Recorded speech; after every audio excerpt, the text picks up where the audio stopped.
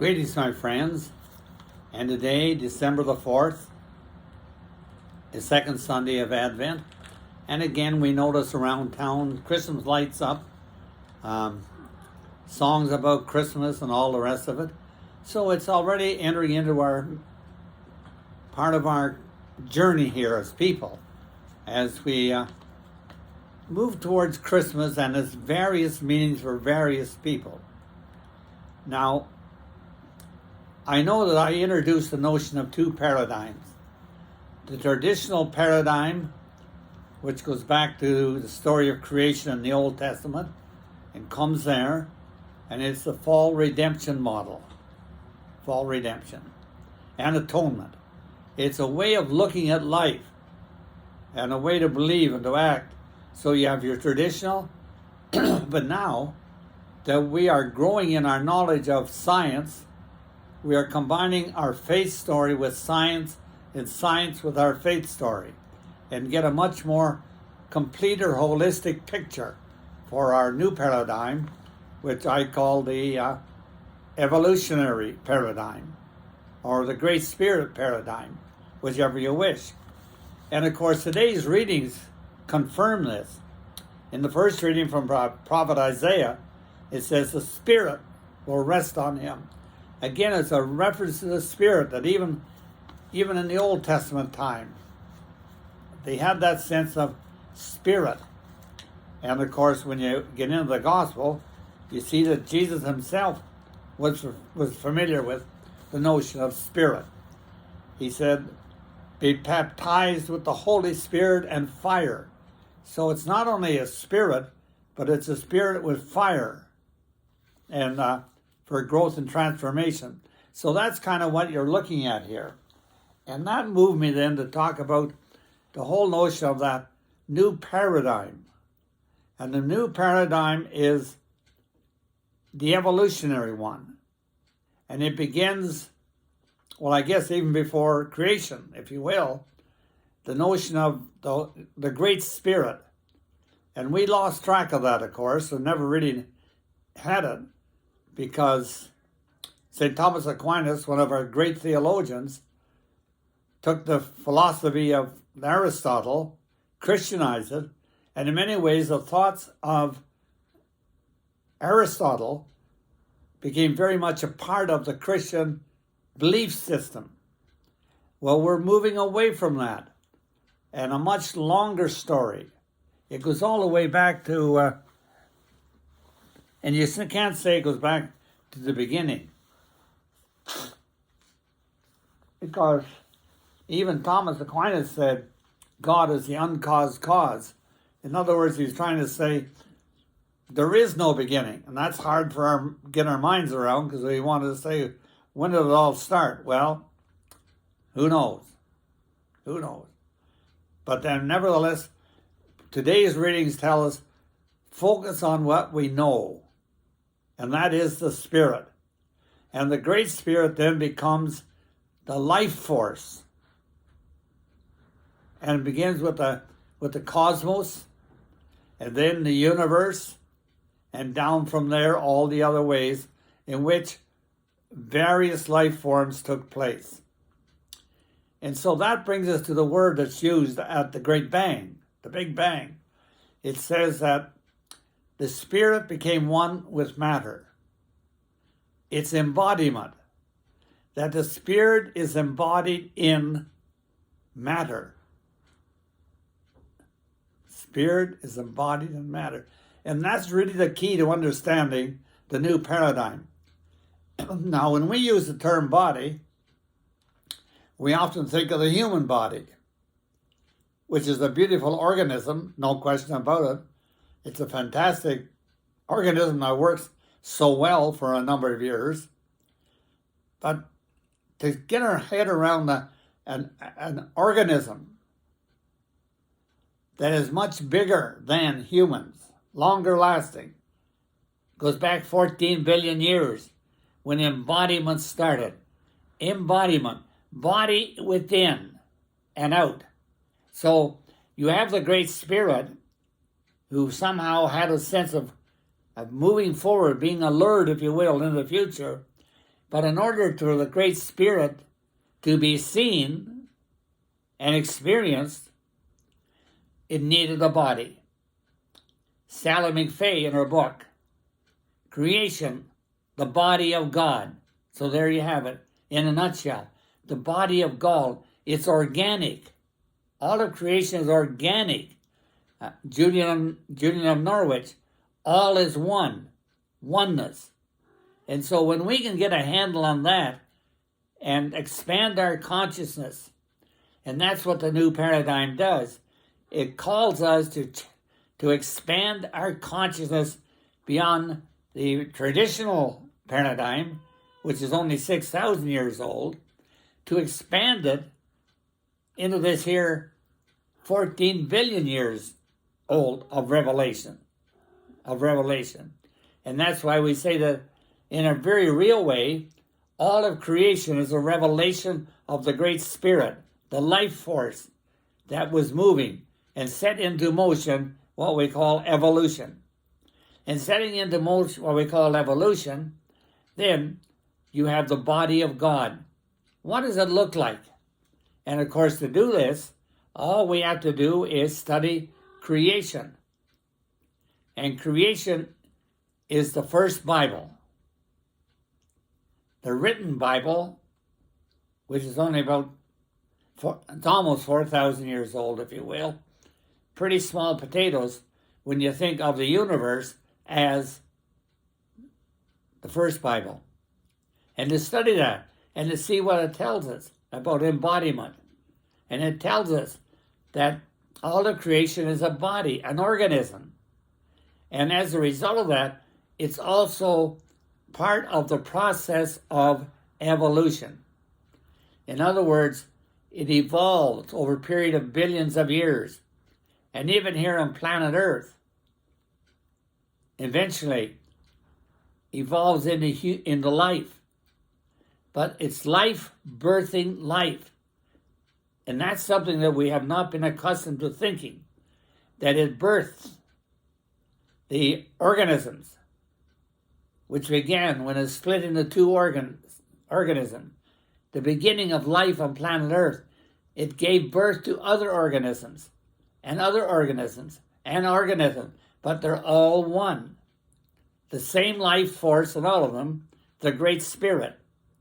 And so when you come to human bodies, according to Aristotle, of course, as Thomas Aquinas Christianized, humans were the ones with the spirit, and he talked about a soul being inserted into each human.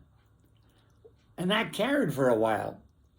But today you're going to find, I think, that the word soul is going to get lost, and the word is spirit.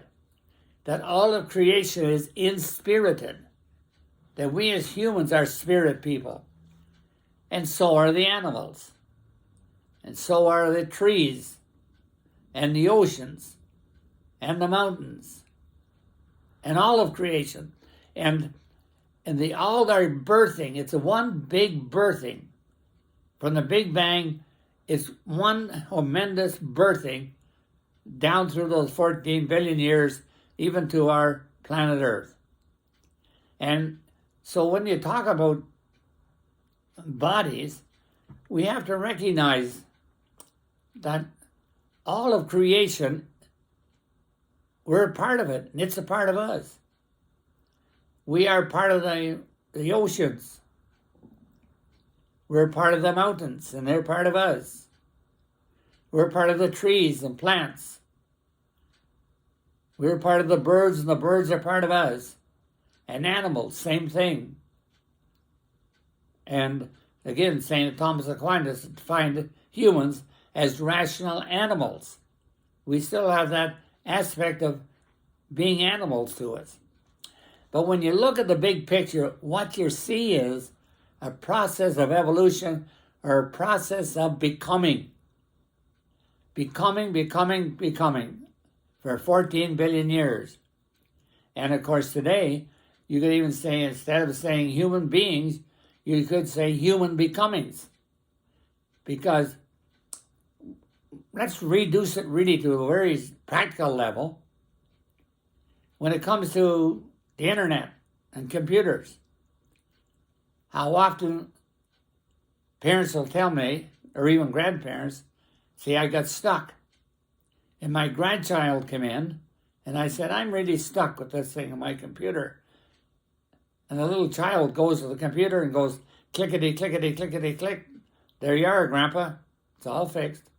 So in other words, we can see how they are becoming, those children, in a sense, start off from where we leave off.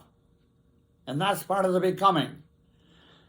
And we, who are adults, start off from where our grandparents or parents were. And so we're always becoming. And Desjardins certainly wrote about in his literature about the fact that our bodies have probably evolved to the extent that they're going to. He said our next leap of evolution is going to be consciousness raising. And I think that's happening. Even if we either deliberately chosen or by osmosis, we are thinking, we are seeing differently than previous generations. The internet has connected us, not just to one another, but connected us to people around the world. We can see the wonders and miracles of nature around the earth, everywhere. We can see different landscapes that take our breath away simply by going to the internet. So our level of consciousness is rising. And here's the big thing I want to say today, that part of that level of consciousness is embodiment and the web of life. And that's another new term, is the web of life. All is included. It's all one. And so, like I said earlier, the mountains, the hills, the valleys, the rivers, the lakes, they're all part of birthing us. We have been birthed by creation. And we in turn are birthing a new kind of human who have higher level of consciousness than we do. And so it's that process of embodiment. And that's a key word to the new paradigm, is the word embodiment. The Spirit is embodied in all. The Spirit is the life force that's moving everything future into the future. We are in many ways futuristic species, as all other species. We're all moving together into the future. And our level of development is going to be greater consciousness. Seeing things, knowing things, living in a way that's quite radically different than people of previous generations. And we see that already happening. So this is why we think we are spirit people. And that is that spirit, the Great Spirit. And that's another term we'll have to get used to, is the Great Spirit. The indigenous people around the earth, that's kind of their starting point, was the Great Spirit. And as we saw from today's scripture readings of Mass, the Spirit is there again, long before our time. The Great Spirit. And we're a spirit people. And to allow that spirit to blossom and grow within us is the work of our spirituality.